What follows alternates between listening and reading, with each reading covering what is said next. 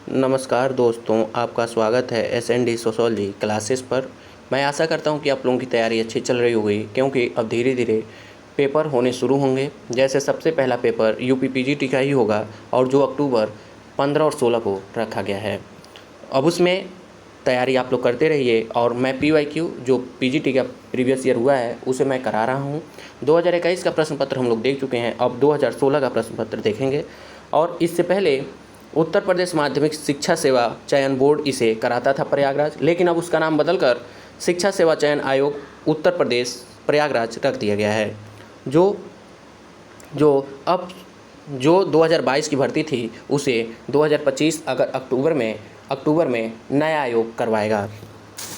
आगे हम आज का इसमें और आप लोगों से विनम्र निवेदन है कि यह किसी स्पेशल पेपर के लिए तैयारी नहीं है। आप लोग सब्जेक्ट वही आप लोग देखे होंगे, अगर आप लोग पढ़ते हैं या पढ़े होंगे तो आप लोग देखे होंगे कि जो प्रश्न होते हैं वह हर एक दूसरे एग्जाम में रिपीट होते रहते हैं। ऐसा नहीं जो पीजीटी में प्रश्न आया है इसे जीआईसी में न पूछा जाए, या बिहार में न पूछा जाए, या असिस्टेंट प्रोफेसर में न पूछा जाए, या कहीं का सेट होता है या जेट होता है या स्टेट होता है वहाँ न पूछा जाए।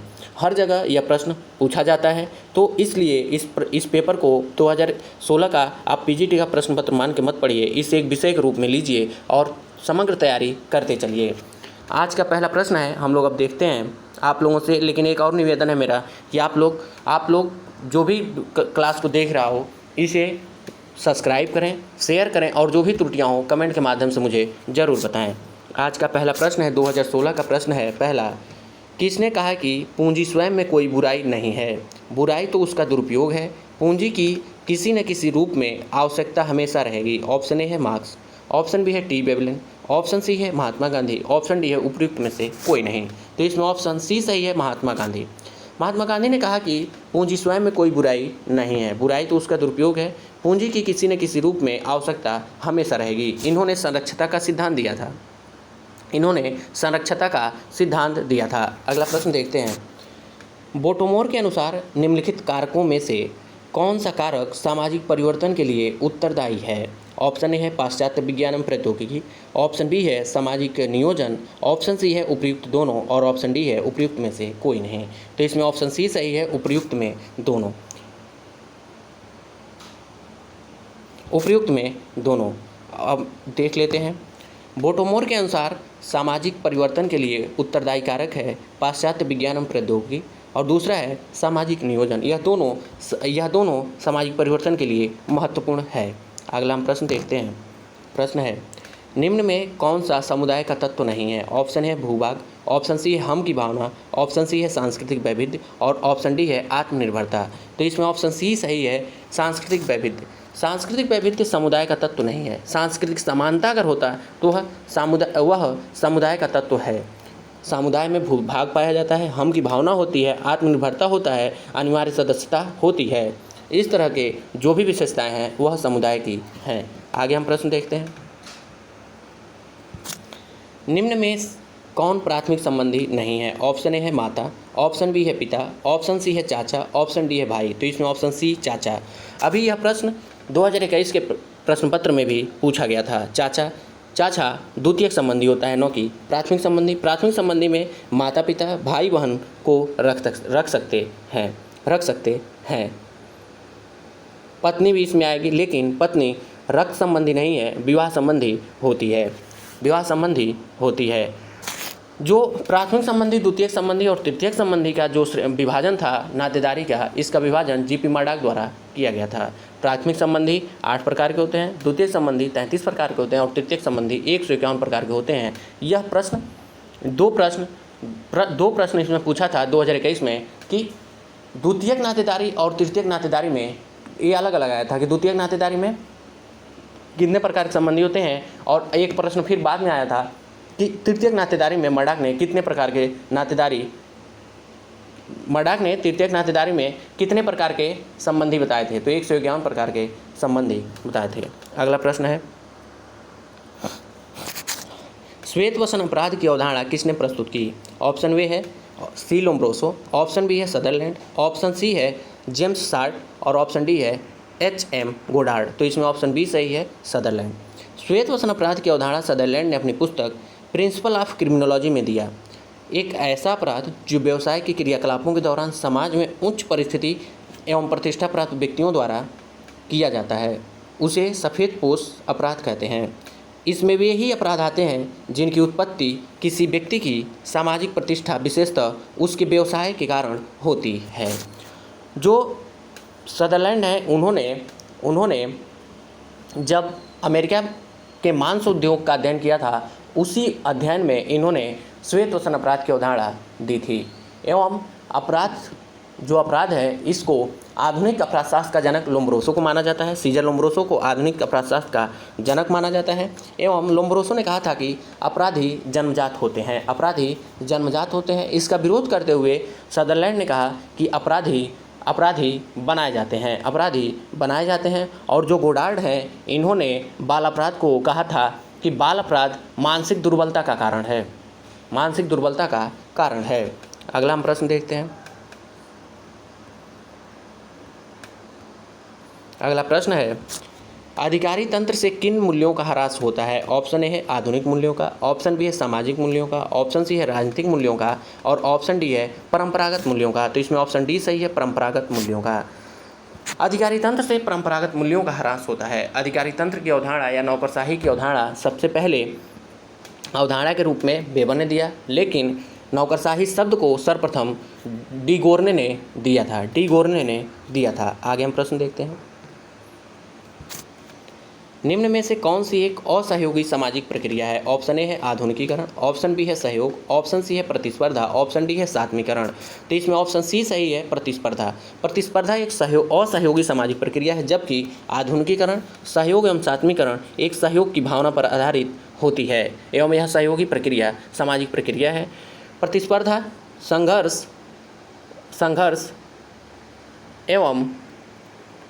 संघर्ष यह तीन ऐसे हैं जो असहयोगी सामाजिक प्रक्रिया में आते हैं। प्रतिस्पर्धा को प्रतियोगिता कहते हैं। आगे हम प्रश्न देखते हैं। जजमानी व्यवस्था अदला बदली है। ऑप्शन ए भूमि की, ऑप्शन बी है मुद्रा की, ऑप्शन सी है प्रलेख की, ऑप्शन डी है सेवाएं एवं वस्तुओं की। तो इसमें ऑप्शन डी सही है, सेवाएं एवं वस्तुओं की यह अदला बदली है। जजमानी व्यवस्था के अंतर्गत प्राचीन काल से ही जातियां एक दूसरे से, यह भारत में ज़्यादा प्रचलित है इसलिए जातियां लिखा है, एक दूसरे से प्रकार्यात्मक रूप से जुड़ी होती हैं। इस व्यवस्था में गांव में प्रत्येक जाति समूह से अन्य जातियों के लिए कुछ सेवाओं और वस्तुओं का आदान प्रदान होता है। इतना ही नहीं, इसका सर्वप्रथम प्रयोग विलियम वाइजा द्वारा करीमपुर गांव का अध्ययन करने के बाद दिया गया था एवं उन्होंने एक पुस्तक भी लिखी थी, द हिंदू जजमानी सिस्टम। अगला हम प्रश्न देखते हैं। प्रश्न है, सामाजिक समूहों को निम्नलिखित 4 वर्गों में किसने विभाजित किया? ऑप्शन ए है संख्यांकी समूह, ऑप्शन बी है सहयोगी समूह, ऑप्शन सी है पहला है संख्यांकी समूह, दूसरा है सहयोगी समूह, तीसरा है सामाजिक समूह और चौथा है समिति संबंधी समूह। अब इसे दिया किसने था? तो पहला है ऑप्शन ए है C.H. कुले, ऑप्शन बी है सोरोकिन, ऑप्शन सी है दुर्खिम, ऑप्शन डी है बिरस्टेड। तो इसमें ऑप्शन डी सही है, बिरस्टेड। यह भी प्रश्न 2021 के पेपर में सेम आया था, ऐसे ही एकदम। आगे हम प्रश्न देखते हैं। कुले ने 2 भागों में बांटा था, समूह को 2 भागों में बांटा, प्राथमिक समूह एवं द्वितीयक समूह। सोरोकिन ने सामाजिक समूह को 3 भागों में बांटा, पारिवारिक समूह, संविदात्मक समूह और अनिवार्य व्यवस्था वाला समूह। ऐसे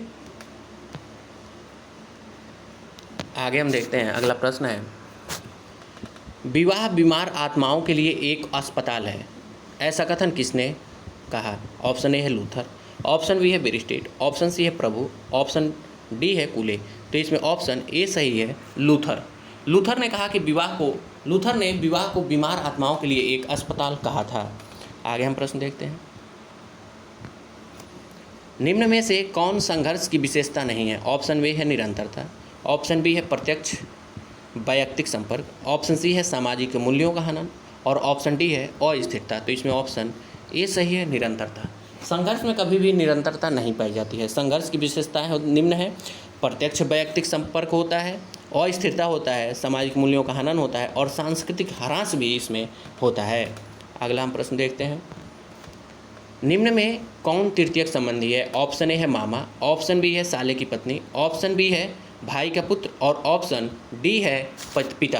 तो इसमें ऑप्शन बी सही है, साले की पत्नी। साले की पत्नी तृतीयक नातेदार संबंधी है, क्योंकि जो पत्नी हुई वो प्राथमिक हुई पत्नी का भाई जो साला है वह मेरा द्वितीयक हुआ, और जो उसकी पत्नी है वह तृतीयक नातेदार होगी, क्योंकि इसका नियम है प्राथमिक का द्वितीयक, प्राथमिक का प्राथमिक, प्राथमिक का प्राथमिक द्वितीयक मेरा द्वितीयक होगा, और द्वितीयक का प्राथमिक मेरा तृतीयक संबंधी होगा।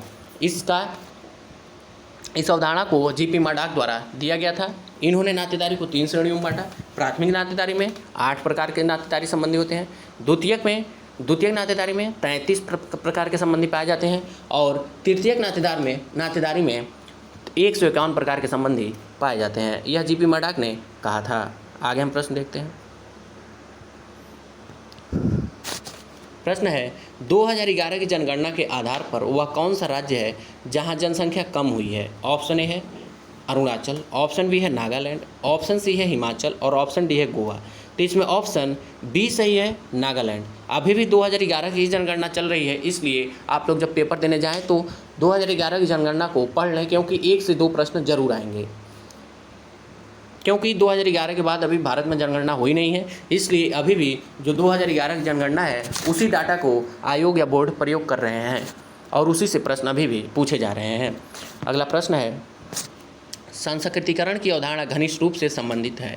ऑप्शन ए है प्राथमिक समूह से, ऑप्शन बी है तृतीयक समूह से, ऑप्शन सी है नकारात्मक समूह से, और ऑप्शन डी है संदर्भ समूह से।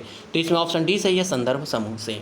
संस्कृतिकरण की अवधारणा सर्वप्रथम एम एन श्रीनिवास द्वारा मैसूर गांव के कुर्ग जातियों का अध्ययन करने के उपरांत दिया गया, एवं उन्होंने संस्कृतिकरण की अवधारणा दी थी। तो उस समय उन्होंने मर्टन का अध्ययन करके, मर्टन के एक अवधारणा थी संदर्भ समूह का सिद्धांत, उसका प्रयोग उन्होंने किया था। एवं इसमें नकारात्मक समूह आया है, तो नकारात्मक एवं सकारात्मक संदर्भ समूह यह भी मर्टन द्वारा ही दी गई एक अवधारणा है। उन्होंने संदर्भ समूह को 2 भागों में बांटा, सकारात्मक संदर्भ समूह एवं नकारात्मक संदर्भ समूह में। संस्कृतिकरण की अवधारणा संदर्भ समूह से संबंधित है, इसलिए यह संस्कृतिकरण व संदर्भ समूह एक दूसरे के पर्यायवाची माने जाते हैं। संस्कृतिकरण की अवधारणा की रचना श्रीनिवास ने मैसूर के रामपुरा गांव के अपने अध्ययन के दौरान की थी या दिया था। वहीं पर उन्होंने उसी गांव का अध्ययन करते हुए, रामपुरा गांव का अध्ययन करते हुए इन्होंने आधुनिकीकरण, पश्चिमीकरण एवं संस्कृतिकरण की अवधारणा दी थी। आगे हम प्रश्न देखते हैं। और इन्होंने एक पुस्तक लिखा था religion and Coorgs of south India. इस तरह से इन्होंने एक पुस्तक लिखा था, उसी पुस्तक में इन्हें यह अवधारणा दी थी। अगला हम प्रश्न देखते हैं। द रिमेंबर्ड विलेज इन्होंने एक पुस्तक लिखी थी, उसके साथ ही इंडियाज विलेजेस नाम की एक पुस्तक लिखी थी, एवं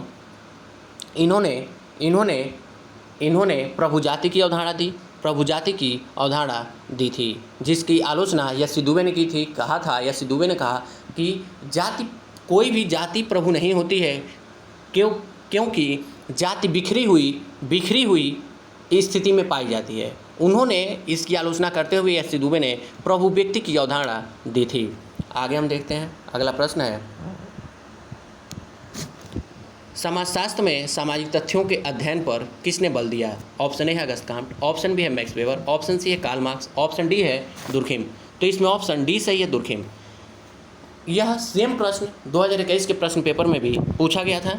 समाजशास्त्र में सामाजिक तथ्य की अवधारणा सर्वप्रथम रूल्स ऑफ सोशोलॉजिकल मेथड में दुर्खिम ने दिया। इनके अनुसार सोशल फैक्ट वस्तुपरक वास्तविकता है, एवं इन्होंने कहा कि जो सामाजिक तथ्य है उसकी जो समाज है या जो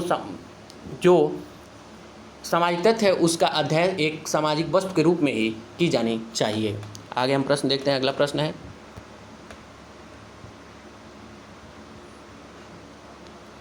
वेस्टरमार्क के अनुसार परिवार का प्रारंभिक स्वरूप क्या था? ऑप्शन ए है पितृसत्तात्मक, ऑप्शन ए है मातृसत्तात्मक, ऑप्शन बी है पितृवंशीय, ऑप्शन सी है मातृवंशीय, और ऑप्शन डी है पितृसत्तात्मक। तो इसमें ऑप्शन डी सही है, पितृसत्तात्मक।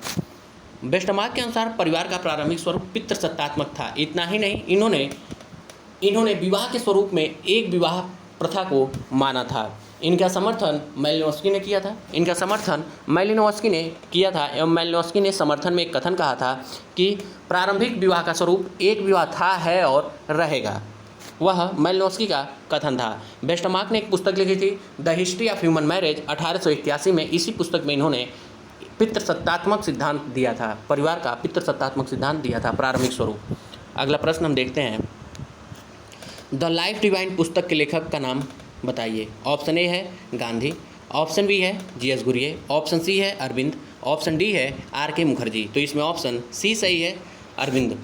द लाइफ डिवाइन पुस्तक के लेखक अरविंद घोष हैं। इनकी कुछ प्रमुख कृतियां हैं, इन्होंने कुछ कृतियाँ और लिखी थी, जैसे सावित्री, ए लेजेंड एंड ए सिंबल। दूसरा था द ह्यूमन साइकिल, मानव चक्र, और तीसरा था कर्म योगी, कर्म योगी। आगे हम प्रश्न देखते हैं,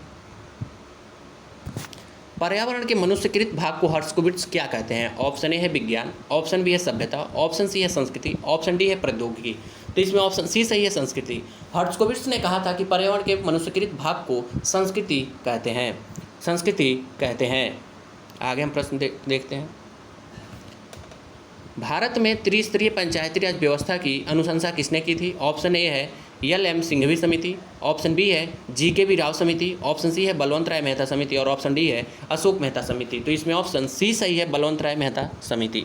बलवंत राय मेहता समिति ने तीन स्तरीय पंचायती राज व्यवस्था का संस्तुति प्रस्तुत की थी। अशोक मेहता समिति 2 स्तरीय पंचायती राज व्यवस्था की स्तुति प्रस्तुत किए थे।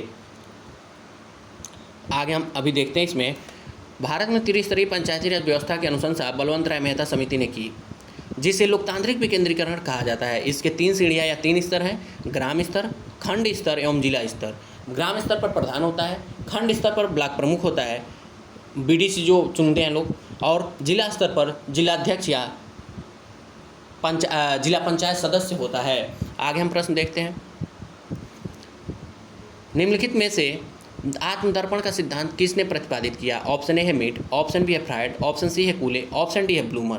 तो इसमें ऑप्शन सी सही है, कूले। आत्मदर्पण सिद्धांत का प्रतिपादन कूले ने किया। कूले ने आत्मदर्पण दर्शन प्रक्रिया के 3 चरणों का उल्लेख किया।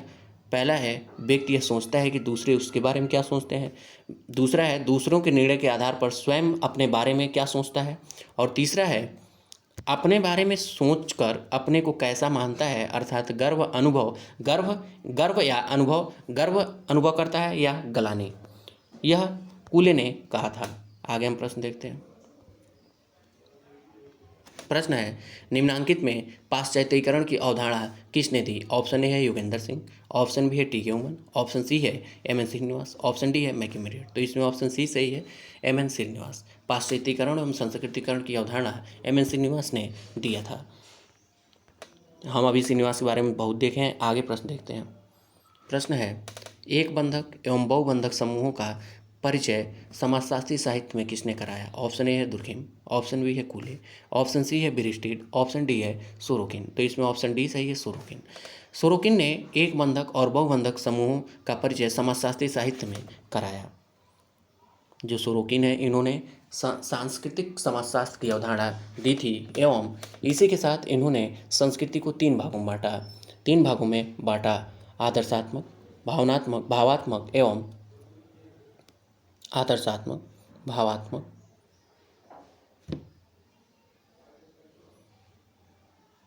आदर्शवादी। और इन्होंने सामाजिक परिवर्तन का चक्रीय सिद्धांत दिया, जिसे दोलन का गति का सिद्धांत कहते हैं, उतार चढ़ाव का सिद्धांत कहते हैं, सीमाओं का सिद्धांत कहते हैं। और जो सोरोकिन है, इन्होंने सामाजिक गतिशीलता की अवधारणा भी दी थी, एवं उसी नाम से सोशल मोबिलिटी या सामाजिक गतिशीलता 1927 नामक पुस्तक भी लिखे थे। आगे हम प्रश्न देखते हैं, प्रश्न है हम समितियों के सदस्य होते हैं, संस्थाओं के नहीं, यह कथन किसने कहा। ऑप्शन ए है ग्लिनम ग्लिन, ऑप्शन बी है आगमन निम्नका, ऑप्शन सी है मैकाइवन पेज, ऑप्शन डी है डेविस। तो इसमें ऑप्शन सी सही है, मैकाइवन पेज ने कहा कि हम समितियों के सदस्य होते हैं, संस्थाओं के नहीं।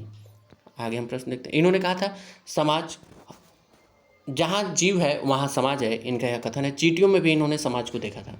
आगे हम प्रश्न देखते हैं, काका कालेलकर कमीशन के अनुसार पिछड़े वर्गों के निर्धारण के मापदंड क्या हैं। ऑप्शन ए है व्यक्ति, ऑप्शन बी है परिवार, ऑप्शन सी है जाति, ऑप्शन डी है व्यवसाय। इसमें ऑप्शन सी है जाति। काका कालेलकर कमीशन, जो प्रथम पिछड़ा वर्ग आयोग के अध्यक्ष काका कालेलकर थे, इन्होंने पिछड़े वर्गों के निर्धारण का मानदंड जाति को माना था, इसलिए इनकी संस्तुति को माना नहीं गया एवं द्वितीय पिछड़ा वर्ग आयोग, जिसके अध्यक्ष बीपी मंडल थे, उनको बनाया गया एवं उनकी संस्तुति को धीरे धीरे सरकार ने कुछ संशोधनों के साथ मान लिया था। हम इसमें देखते हैं काका कालेलकर कमीशन के अनुसार पिछड़े वर्गों के निर्धारण का मापदंड जाति व्यवस्था है। भारत के संविधान के अनुच्छेद 340 का पालन करते हुए काका कालेलकर की अध्यक्षता में 1953 को राष्ट्रपति के आदेश द्वारा प्रथम पिछड़ा वर्ग आयोग की स्थापना की गई थी। आगे हम प्रश्न देखते हैं। निम्नलिखित में से किसने त्रिस्तरीय नियम का प्रतिपादन किया? ऑप्शन ए है अगस्त काम्ट, ऑप्शन बी है स्पेंसर, ऑप्शन सी है साइमन और ऑप्शन डी है इनमें से कोई नहीं। तो इसमें ऑप्शन ए सही है अगस्त काम्ट। अगस्त काम्ट ने त्रिस्तरीय नियम दिया था जिसे प्रगति का नियम भी कहते हैं और इसे इन्होंने पॉजिटिव फिलॉसफी में दिया था जो 1830 से 42 में लिखी गई 6 खंडों में। इसी पुस्तक में इन्होंने त्रिस्तरीय सिद्धांत, समाजशास्त्र, इसी के साथ इन्होंने विज्ञानों का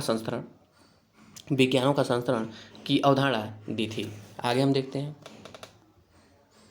वह 3 जो त्रिस्तरीय नियम थे आध्यात्मिक, तात्विक तथा प्रत्यक्षवादी। अगला प्रश्न है समाजशास्त्र का अतीत बहुत लंबा है किंतु इसका इतिहास संक्षिप्त है। कथन किसका है?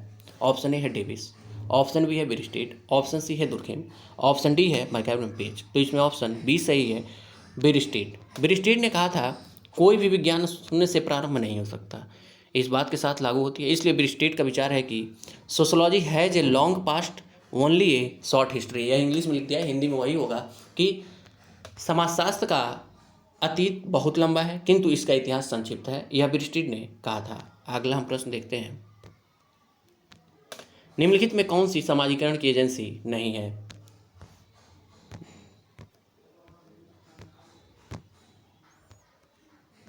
ऑप्शन ए है परिवार, ऑप्शन बी है स्कूल, ऑप्शन सी है समूह, ऑप्शन डी है मीडिया। देखिए अगर इसे हम देखें तो मीडिया को हम सामाजिकरण का अभिकरण नहीं मान सकते क्योंकि यह द्वितीयक सामाजिकरण का अभिकरण है। स्कूल, परिवार एवं समूह यह प्राथमिक सामाजिकरण के अभिकरण माने जाते हैं, लेकिन आयोग इसको बाहर कर दिया था उस समय। अब आगे देखते हैं, अगर ऐसा प्रश्न आए तो आप मीडिया को ही मार के आइए, अगर बाहर निकाल दे तो कोई बात नहीं तो मीडिया वो मानेगा ही मानेगा क्योंकि कई प्रश्नों में मीडिया को माना गया है। अगला प्रश्न है निम्नलिखित में कौन विज्ञानों के वर्गीकरण के लिए विख्यात है? ऑप्शन ए है दुर्खिम, ऑप्शन बी है वेबर, ऑप्शन सी है स्पेंसर, ऑप्शन डी है काम्ट। तो इसमें ऑप्शन डी सही है अगस्त काम्ट। अगस्त काम्ट को विज्ञानों का वर्गीकरण के लिए जाना जाता है। इन्होंने विज्ञानों के वर्गीकरण में जो क्रम था वो इस प्रकार था: गणित शास्त्र, खगोल शास्त्र, भौतिक शास्त्र, रसायन शास्त्र, प्राणी शास्त्र और समाजशास्त्र। इस तरह इन्होंने विज्ञानों का वर्गीकरण दिया था। अगला प्रश्न देखते हैं। प्रश्न है नगरीकरण एक प्रक्रिया है और नगरवाद एक परिस्थिति। किसने कहा? ऑप्शन ए है बर्गेस, ऑप्शन बी है एंडरसन, ऑप्शन सी है घुरिये, ऑप्शन डी है राव, MS राव। ऑप्शन इसमें ए सही होगा बर्गेस। बर्गेस के अनुसार नगरीकरण एक प्रक्रिया है और नगरवाद एक परिस्थिति। इसे ही एक मिलता जुलता कथन लुईस विर्थ ने भी कहा था कि नगरीकरण एक प्रक्रिया है, नगरवाद एक जीवन विधि है। उन्होंने ऐसे कहा था। और आज का लास्ट प्रश्न है जाति का प्रजाति सिद्धांत किसने दिया? 30वां प्रश्न है। ऑप्शन ए है GS घुरिये, ऑप्शन बी है DN मजुमदार, ऑप्शन सी है हर्बर्ट ट्रिजले और ऑप्शन डी है JH हट्टन। तो इसमें ऑप्शन सी सही है हर्बर्ट ट्रिजले। जाति के प्रजाति सिद्धांत के प्रतिपादक रिजले माना जाते हैं। इस सिद्धांत के अनुसार संस्कृतियों के संघर्ष तथा प्रजातियों के संपर्क से भारत में जाति के निर्माण की प्रक्रिया संभव हुई। जब दो समूह एक ही प्रजाति के तथा एक ही रंग आदि के होते हैं तो इनमें पूर्ण सम्मिश्रण हो जाता है, लेकिन अलग रंग या अलग प्रजाति के होते हैं तो बेमेल हो जाता है। इतना ही नहीं, जाति व्यवस्था का जो प्रजाति सिद्धांत था रिजले ने दिया, इसका समर्थन घुरिये ने भी किया था, हट्टन ने किया था। राजनीतिक सिद्धांत में घुरिये थे, मजुमदार थे एवं व्यावसायिक सिद्धांत में नेस्फेल्ड था। नेस्फेल्ड धार्मिक सिद्धांत में होगार्ट एवं सेनाट थे। होगार्ट एवं सेनाट से उद्विकासित सिद्धांत में इवेटसन थे। इस तरह जाति व्यवस्था का उत्पत्ति का सिद्धांत दिया गया था। इसी के साथ आज की क्लास हम लोग यहीं रोकते हैं और आप लोगों से यह विनम्र निवेदन है कि आप लोग क्लास को लाइक, शेयर एंड सब्सक्राइब करें एवं जो भी त्रुटियाँ हुई हों कमेंट के माध्यम से मुझे बताएं। मैं उसे सुधार करूंगा आने वाली क्लास में। और आप लोग जितना हो, जो भी आप लोगों को लग रहा हो कि PGT का या GDC का जो भी प्रश्न पत्र आपको चाहिए PYQ, मुझे कमेंट के माध्यम से बताएं, मैं उसको लेकर आऊँगा। पूरी क्लास देखने के लिए बहुत बहुत धन्यवाद।